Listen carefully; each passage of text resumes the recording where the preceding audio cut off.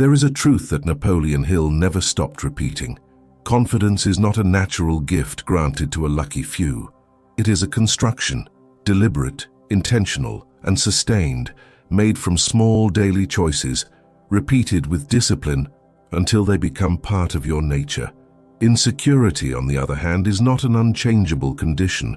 It is a mental state, often programmed over years of experiences, words, and judgments, many of them not even ours. And if we have learned to doubt ourselves, we can also re-educate the mind to believe, deeply and unconditionally, in our own ability to create, act, and achieve. Neville Goddard taught that you become what you assume yourself to be. This is not mere philosophy. It is the foundation of how the mind shapes reality. If you carry within you an image of weakness, your actions will reflect that fragility. But if you assume day after day the identity of someone secure, competent, and worthy, your body, your decisions, and your relationships begin to reflect that version until it is no longer an effort, but simply who you are. It is not about creating arrogance. True confidence is quiet. It does not shout to convince others. It does not depend on applause or approval. It is a serene inner certainty that remains standing, even when no one sees or acknowledges it. The habits we will explore here are like bricks. Alone, each one already has its value, but when they come together, they form an inner wall that protects you from doubt, fear, and the need to constantly prove yourself. Practiced daily, these 7 habits will not only change the way you feel about yourself, they will change the way the world responds to you. There is a precious moment right upon waking. It's as if the mind is on a bridge between two worlds, still half immersed in the stillness of sleep, yet already touching the territory of the day ahead. In this moment, before worries and obligations take hold, there is a clean space, ready to receive the first impression that will guide the hours to come. Napoleon Hill understood that this first hour is decisive because the way we begin the day shapes the identity we carry through it. Neville Goddard called this practice assuming the state of the wish fulfilled. It is not about superficial pretending or creating a mask for the world to see. It is an internal, conscious choice to step into, from the inside out, the posture, voice, and energy of the person you want to become. It's like putting on an invisible garment that shapes not only how you present yourself to the world, but how the world responds to you. Science shows that the mental state upon waking is still infused with slower brainwaves such as alpha and theta, which make the mind more receptive to impressions and commands. This means that by deliberately choosing a role to inhabit that day, you are literally programming your subconscious to sustain that state. The body, the breath, the gestures, even how you sit at the breakfast table, all begin to reflect that choice. Imagine waking up and before touching your phone or thinking about tasks, feeling within yourself like someone who has already reached the level of confidence you seek. Your spine aligns, your breathing deepens, your gaze steadies. This is not fantasy, it is training. And the more often this training is repeated, the more natural it becomes, until you no longer assume the role, because that version of yourself has already become your reality. The world senses these changes subtly but powerfully. A firmer handshake, a calm reply, a decision made without hesitation, small signals that communicate, without words, that you know who you are. By assuming the role you want to live from the very start of the day, you are not just preparing for the hours ahead. You are shaping yourself into the person you wish to be until it is no longer a practice, but your very nature. Napoleon Hill taught that the mind can be conditioned by the conscious repetition of ideas, a process he called auto-suggestion. But for this practice to be truly transformative, we must understand that not just any phrase will do. Empty words, disconnected from your truth, dissolve like smoke. The unshakable word is different. It is chosen with intention, charged with real meaning, and has the strength to become an internal foundation. This word or phrase doesn't have to be long. In fact, the simpler it is, the more deeply it can embed itself, but it must be infused with real emotion. that sensation that runs through your body when you recall a moment of overcoming, a courageous choice, or a day when you acted with absolute clarity. When spoken, it should ignite that same flame within you, reminding your body and mind that you are already capable, already strong. Science explains this effect. The repetition of a message with emotional weight strengthens neural connections, making that idea more accessible and dominant in your mind. By consciously repeating your unshakable word, you are not only training your thinking, but also conditioning your body to respond to it like a command. It's like flipping an internal switch that activates a state of presence and confidence. Over time, this practice becomes automatic. In challenging situations, the mere thought or repetition of this word triggers the mental state you have trained. It becomes an invisible anchor that holds you steady even when the seas of circumstance grow rough. This word becomes part of your identity, a constant reminder that confidence is not something sought outside yourself, but something awakened from within. When you find your unshakable word, it is no longer just a resource for difficult days. It becomes a daily ritual of alignment, a silent conversation with your strongest self, a reminder that your true strength is already here, simply waiting to be reaffirmed over and over until forgetting it becomes impossible. True confidence is not built in sudden bursts of achievement or spectacular moments. It grows quietly and steadily from the relationship you cultivate with yourself. And that relationship is strengthened or weakened every single day by one simple act: keeping or breaking the promises you make to yourself. Napoleon Hill understood that the foundation of self-confidence lies in internal coherence, the deep certainty that your word is worth something, even when no one else sees. Micro-promises are small, almost discreet commitments you make only with yourself. They may seem irrelevant at first glance, but they are what test and strengthen personal integrity. It could be waking up at the time you chose, maintaining a healthy habit, dedicating a few minutes to reading or meditation. The size of the act does not matter. What matters is the consistency with which it is honored. When you keep these micro-promises, your subconscious registers a powerful message: I can rely on myself. Over time, this message becomes a pattern. Your mind begins to believe naturally that you are capable of following through, and that belief quietly shapes every area of your life. Conversely, when these small commitments are broken repeatedly, even in seemingly harmless ways, the mind begins to distrust its own intentions, eroding self-esteem almost imperceptibly. This process is cumulative. Each kept promise is like laying a brick in a wall that protects against self-doubt. Each broken promise is like removing one, leaving the structure weaker. This is not about creating suffocating rigidity, but about understanding that self-trust is built from accumulated proof. With time, micro-promises stop being just isolated habits and become a silent language between you and your own conscience. And in this daily dialogue, the certainty is born that you can count on yourself. And when that certainty takes root, it becomes the foundation for facing any challenge, because the base is steady and unshakable. The way we remember the past silently shapes how we move through the present. For many, defeats are kept as permanent marks, evidence that reinforces the narrative of not being capable. These memories, repeated in the mind, become anchors that keep a person bound to a constant state of doubt. Napoleon Hill, however, saw something entirely different in negative experiences.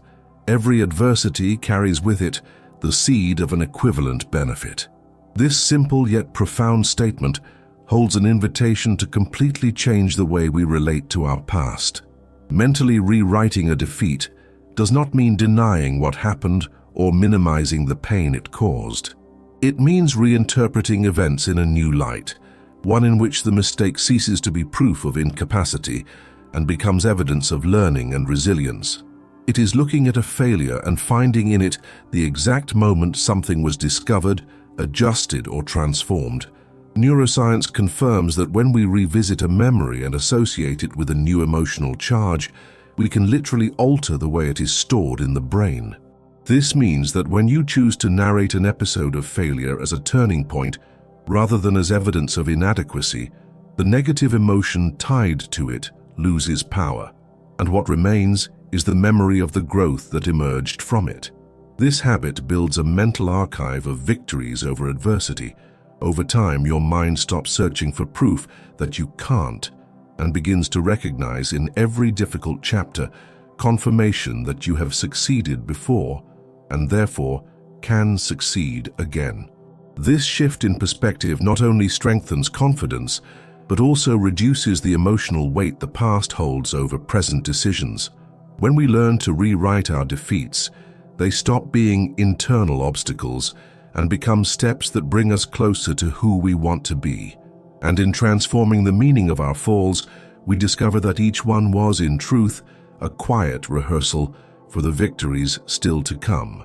Confidence does not grow in the perfect safety of the comfort zone.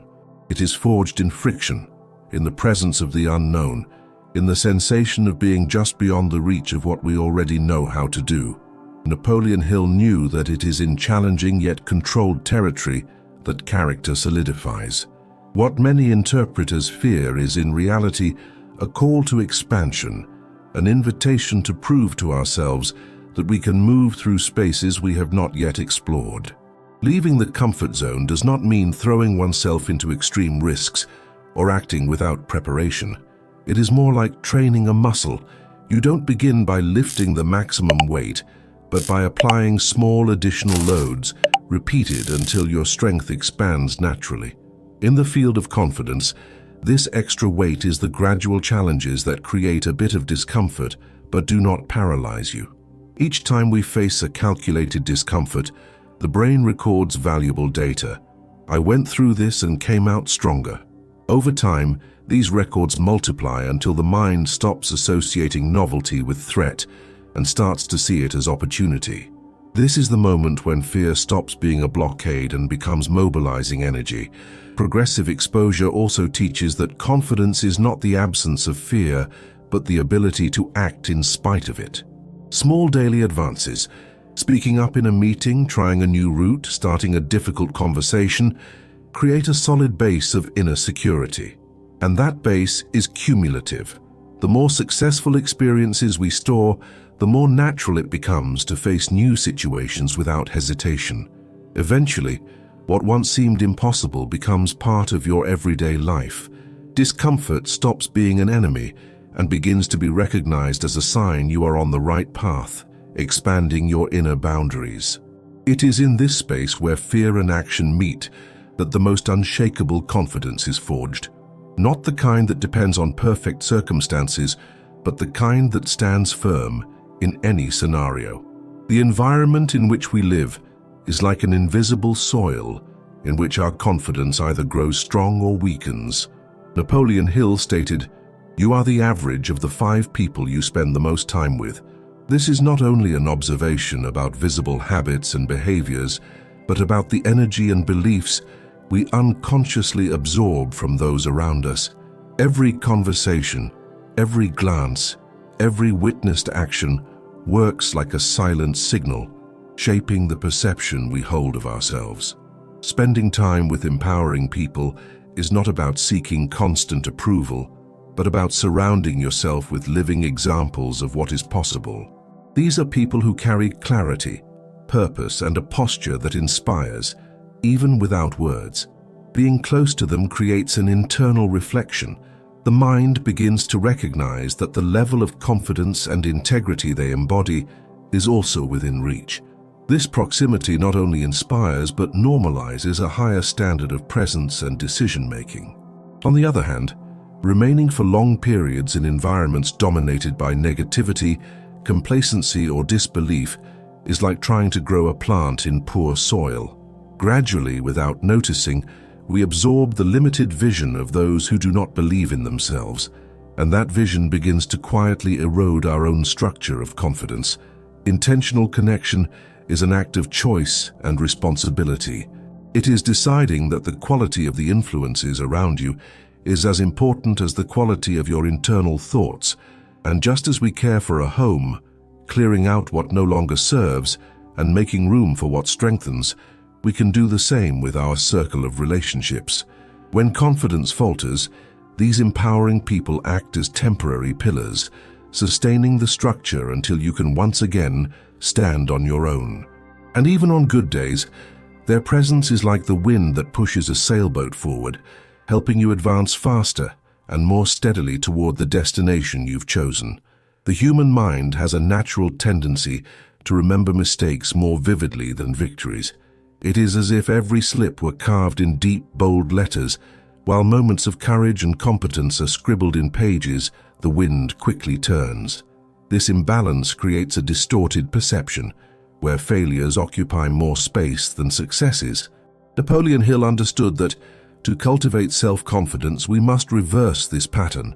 The Silent Victory Journal is a simple yet profoundly transformative practice.